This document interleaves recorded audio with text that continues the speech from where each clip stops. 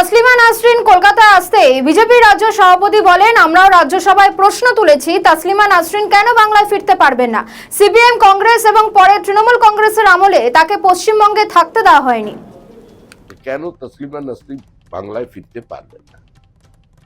CPM এবং কংগ্রেস, পরবর্তীকালে তৃণমূল কংগ্রেস তাসলিমা নাসরিনকে পশ্চিমবঙ্গে ঢুকতে দেয়নি।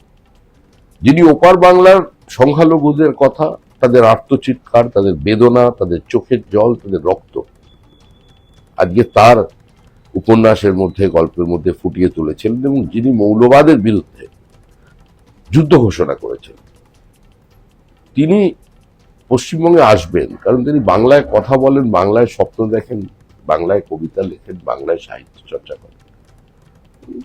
এই বহুত্ববাদের দেশে আর বাঙালি সব যাকে এগিয়ে আছে তাকে এখানে স্বাগত জানানো হয়েছে।